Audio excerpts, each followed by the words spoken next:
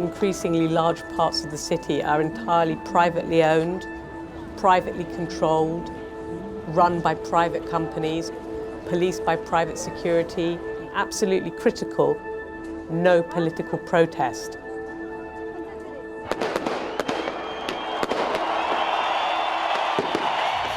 De plus en plus, ils se mobilisent aussi pour défendre leurs droits à l'espace urbain, espace de contestation, espace de vie.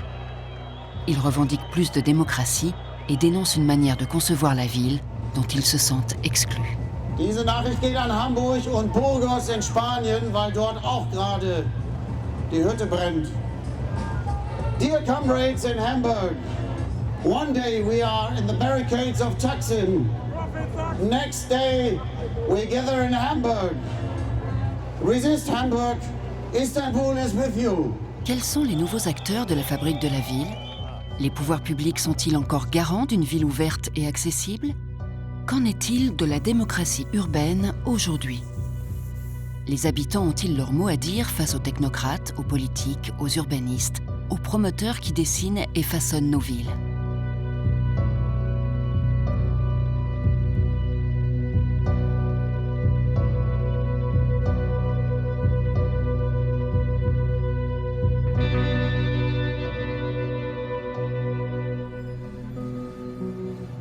Aujourd'hui, et de façon accrue depuis 2008, la ville européenne change de visage. Les villes cèdent une partie de leurs prérogatives en matière d'urbanisme. Des quartiers entiers sont désormais conçus, aménagés, entretenus par des opérateurs privés. Ces quartiers sont livrés clé en main aux mairies exsangues. Pour quel espace urbain ?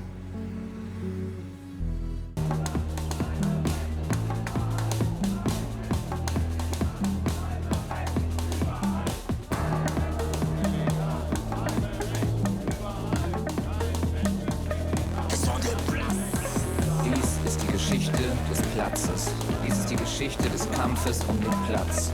Es geht immer um Platz. Es geht immer und überall um den Platz. Der Kampf um den Platz.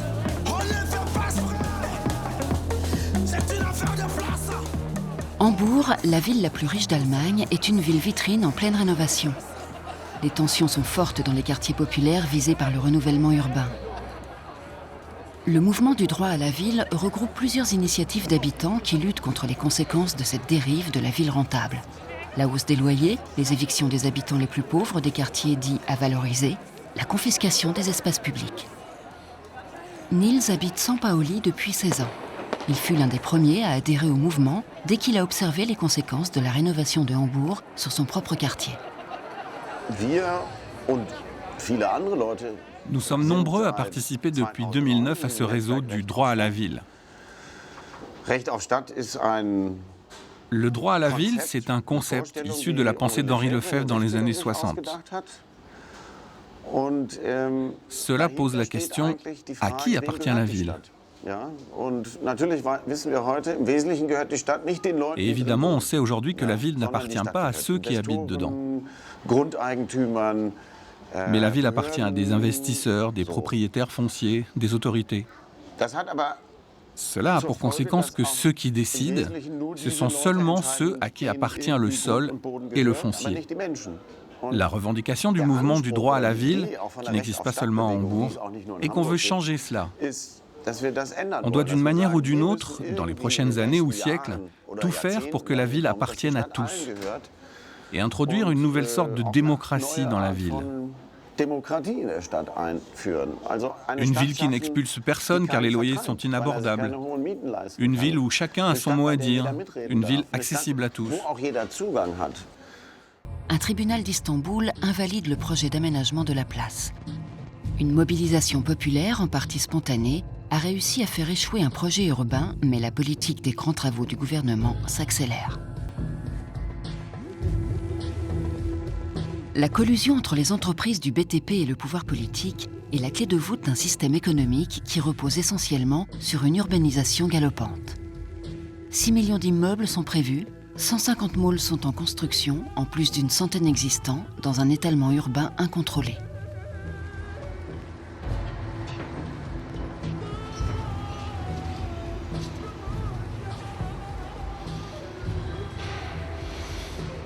L'économie turque a vraiment besoin du secteur de la construction pour se maintenir en vie. Donc ce secteur de la construction, avec toutes ses ramifications, représente à peu près 30% de l'économie du pays. Donc on parle vraiment là d'un moteur, un peu comme en Chine.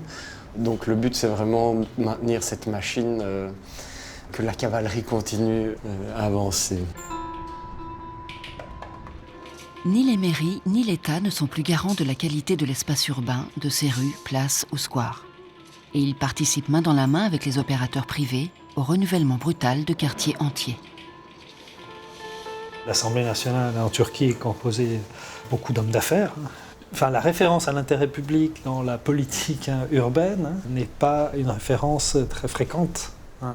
Je vais vous donner un exemple. L'autre jour, j'étais à une petite conférence, il y avait un maire d'arrondissement et c'était autour des espaces publics. Et le maire d'arrondissement expliquait très clairement que dorénavant, l'aménagement d'espaces publics n'était plus de son ressort, qu'il avait des partenaires, donc des groupes privés qui faisaient ça très bien. Dans le centre, des quartiers historiques entiers sont détruits, signant des évictions en masse des populations les plus fragiles. En 10 ans, la valeur de ce quartier a été multipliée par 40. 40. Lorsque nous regardons Dubaï, le même phénomène se produit. Là-bas, il y a un pouvoir stable.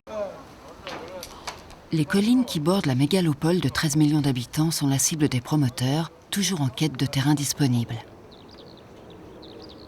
Construites en masse depuis les années 50, ces habitations informelles sont une mosaïque de gecekondu, littéralement posées dans la nuit.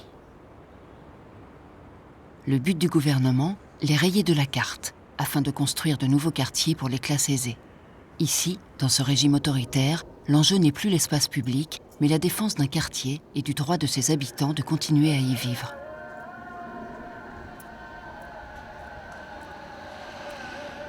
À Derbent, le plus ancien quartier de Gecekondu de la ville, plus de 2000 maisons sont menacées de destruction, dont la maison d'Ismaïl, qui est né ici. Le quartier est aux aguets et se mobilise dans la défiance des promoteurs, mais aussi du gouvernement. Kaç kuşak geçti? 3 kuşak geçti. 3 kuşak geçti tabii ya. Yani o yüzden... Ne diyorum sana ya? 69'da geldim ben. Sen de düşün. Bebek gene. Çünkü burada herkesin bir hakkı var. Çoluk çocuğumuzun hakkı var. Geleceğimiz tabii burada. Canım, ben burada mücadele etmişim. Ben bu evi yapmışım. Sen oraya alırken bedava almadın ki. Yani. Parasını ödedin. Herhalde. Devlete gittin. 2000 liralık makbuz ödedin.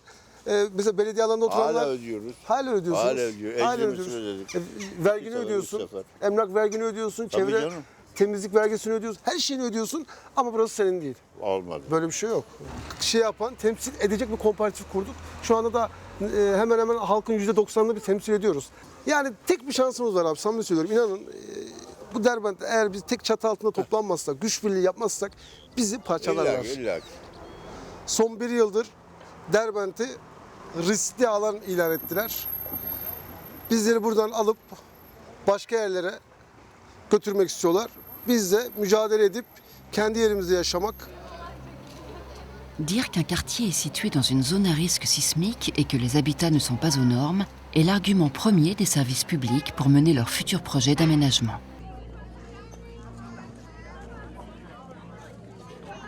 Vous tirez un trait là et vous dites là, c'est une zone à risque. À côté, vous avez le même genre de construction, mais vous n'y touchez pas. C'est une loi complètement arbitraire. Nous sommes face à un nouveau régime juridique. Car ici, l'important, ce n'est pas la résolution des problèmes des habitants, mais la réalisation des objectifs et des intérêts des investisseurs. Nous sommes face à une loi opérationnelle inventée de toutes pièces.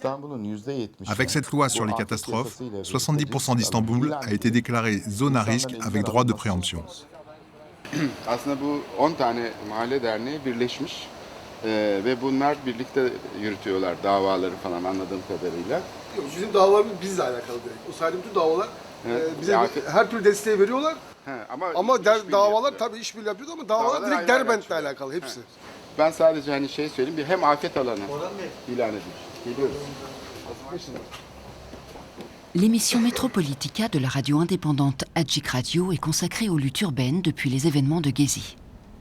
Kurulu mahallelerimizi bizim mevcut izlediğimiz Türk filmlerindeki gibi İşte ben bu köyü alıyorum, satıyorum anlamında bizi satın aldılar efendim. İnsanlarıyla birlikte maalesef. İnsanlarıyla birlikte şu an onların marabalarıymış gibi bizi satın aldılar. Şimdi genellikle zaten bugünkü dönüşüm modelini şekillendiren bu müzakere ortamına girebilenler. Yani kim giriyor? Büyük sermaye. Siyasetçiyle kim görüşebiliyor? Yatırımcı, spekülatör gibi geliyor. Biz en son geçen hafta bir İBB Emlak Daire Başkanı'yla bir görüşme yapıldı. Yönetimimiz, dernek ve kooperatif yönetimimiz. Orada biz şunu ilettik kısaca. Biz Derbent halkı her zaman çözümden yana. Çözümü istiyoruz. Derbent halkı... Tek tek gelin diyorlar değil mi? Evet. Diyor ki belediye başkan yardımcısı ya da belediye başkanı. Öyle hepiniz birden gelmeyin. Ben tek tek sizin sorunlarınızla ilgileneyim. Bu o kadar ilginç bir yöntem ki. Evet. İnsanları böyle tek tek yani tenhada sıkıştırma yöntemi. 60% des lois promulguées en 2013 concernent la transformation urbaine ou comment faciliter en toute légalité les expropriations, les évictions et les relogements à la va-vite. L'État crée ainsi ses propres leviers juridiques pour dessiner une ville métropole où tout habitat informel aurait disparu.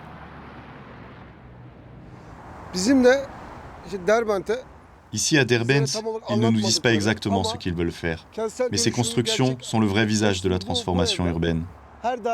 À Derbent, ils veulent faire des immeubles où chaque appartement vaut des millions de dollars. Mais ce qu'ils ont en tête n'est pas de construire des maisons pour nous. Leur but, c'est de vendre aux riches, aux étrangers, des appartements à 2 ou 3 millions de dollars dans ces villas que vous voyez là. Voilà ce qui nous attend.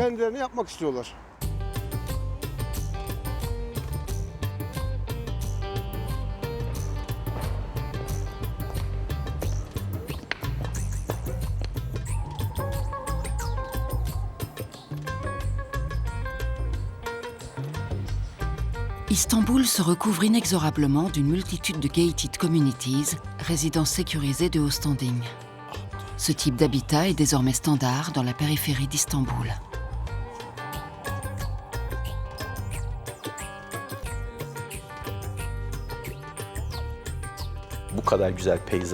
Il n'y a pas de plus beau paysage à Istanbul. Le Bosphore est à vos pieds.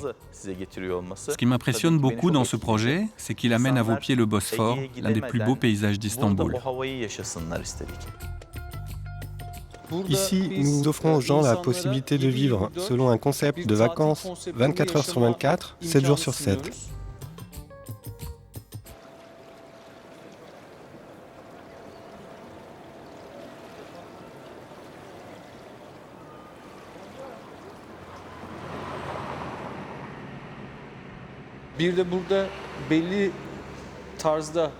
Nous avons ici des gens qui se ressemblent, avec le même style de vie, et qui aiment passer du temps ensemble. Ils ne ressortent pas une fois avoir regagné leur foyer. Nous offrons aux habitants du site une vie avec de la sécurité. Personne d'autre que les invités autorisés par les propriétaires ne peut rentrer dans le site. Nous avons tout profil de clients. Des élèves, des professeurs, des médecins, des pilotes, des hôtesses de l'air. Ce modèle se diffuse dans l'ensemble du corps social jusqu'à toucher les classes moyennes.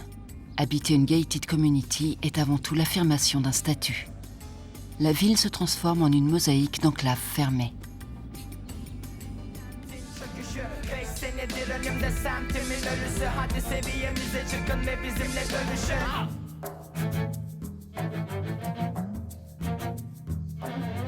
Les habitants de Sulukhule ont été relogés à une quarantaine de kilomètres de là, dans des blocs Toki, loin de leur travail et de leur vie communautaire. Le but n'est pas de dessiner un paysage urbain, de planifier la ville, mais de construire le plus possible. En centre-ville ou en périphérie, Toki, organisme d'État, devient le plus puissant promoteur du pays. Le béton inonde la ville. Des tours comme celle qu'on voit derrière créent une forme d'anonymat et finalement créent de la distance entre les gens, contrairement à une rue qui est irriguée sur toute sa longueur par différentes entrées d'immeubles. Ici, on a une sorte de vide paysager, comme ils l'appellent gentiment, mais finalement qui est très peu utilisé par les habitants de ces coins-là, parce que c'est un espace qui a une géométrie telle que personne ne sait comment se l'approprier. Évidemment, il y a quelques points, je dirais, d'énergie comme la mosquée, le shopping mall, etc., qui arrivent à drainer des flux autour, mais sinon le reste du paysage est toujours comme ça, déserté de toute forme humaine. Il n'y a pas de vie.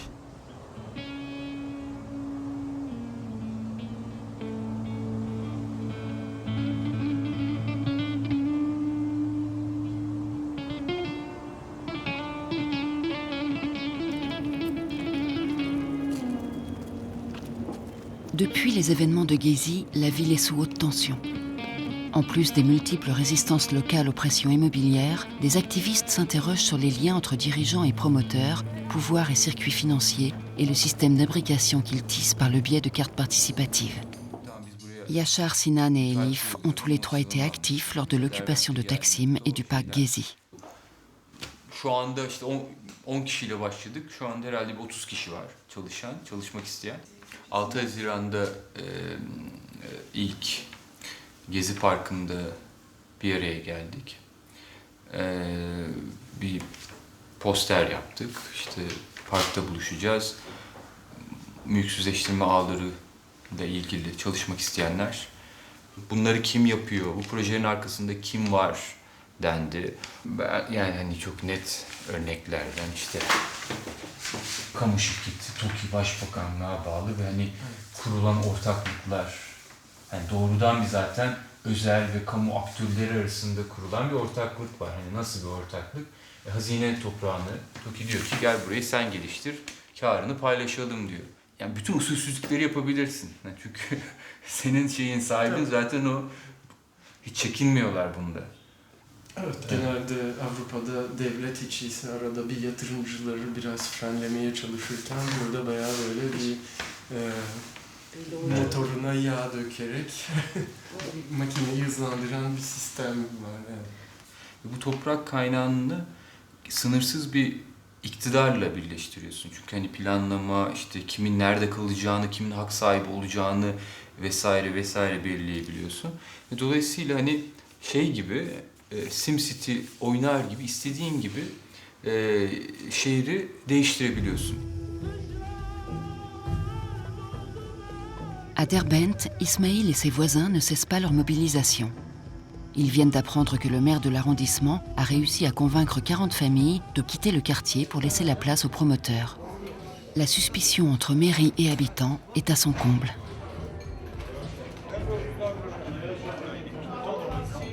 Bizim için tabii özellikle vurguladığımız şey de bu çalışma yaparken daha bize görüşmeden, biz de daha planların detayını bilmiyoruz. Resmi olarak bize herhangi bir evrak gelmedi.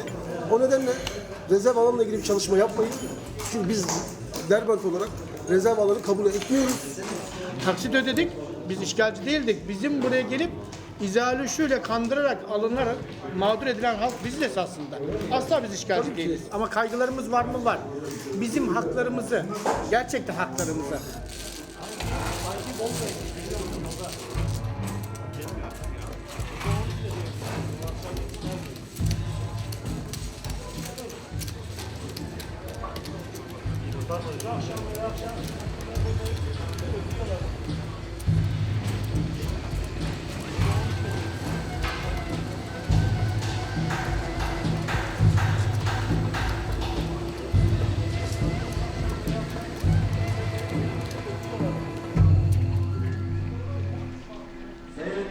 Derbentliler, bu akşam saat 8.30'da kooperatif binamızda bilgilendirme toplantımız vardır. Lütfen herkes katılsın.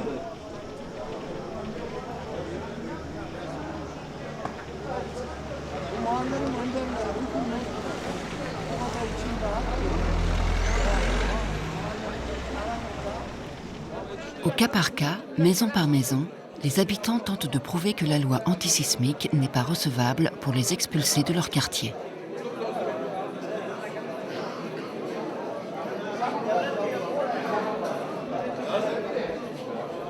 Burada herkes elinin tırnağıyla bu işi yaptı Belki de köyünden gelirken hayvanlarını satıp buraya bedel ödedi. Onun için ne ben ne de başkası bugüne kadar söyledim. Hiç kimse sizin evinizin üzerinden pazarlık yapmasına müsaade etmeyin. Evet, karşımızdakiler belediye, evet karşımızdaki kurum. Ama bizim de haklarımız var. Bizim de kanuni yönde haklarımız var. Biz bu mücadeleye başladığımızda mahkeme kararlarını çıkartırken, tek tek dava açarken herkes hayal kuruyorsun demişti. Ne oldu peki? Açtığım mahkeme kararları, yönetim kurulları, dernek ve kooperatif ve vatandaşın açtığı yönetim kurulunu da dahil halkın açtığı davalar %85'i şu an. Biz 1894 adet dilekçeyi bir gecede topladık ki işte bizim başarımız budur. Derbent bu kadar kolay teslim olmaz.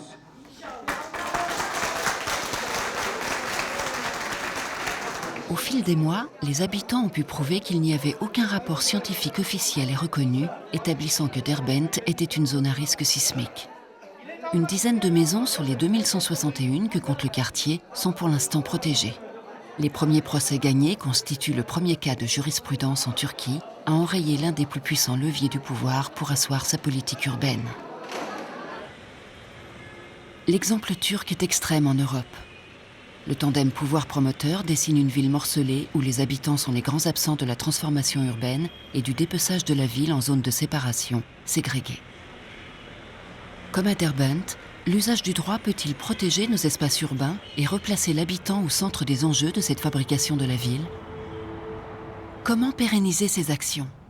Pour protéger l'espace urbain, en Italie, berceau mythique des espaces publics avec son modèle de la petite place et de la ruelle, des citoyens se mobilisent.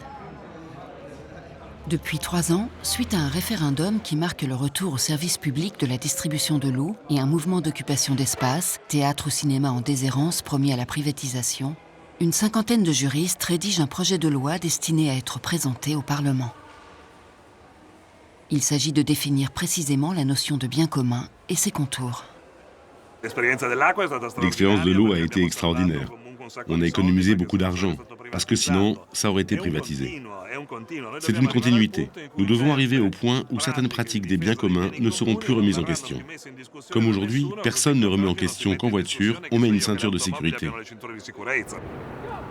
L'elenco attualmente della proposta sono beni comuni, tra gli altri i fiumi, i torrenti e le loro sorgenti, i laghi e le altre acque, l'aria, le foreste e le zone boschive, le zone montane ad alta quota, i ghiacciai e le nevi perenni, i lidi e i tratti di costa dichiarati riserva ambientale, la fauna selvatica e la flora tutelata. Le piazze di luoghi di aggregazione urbana.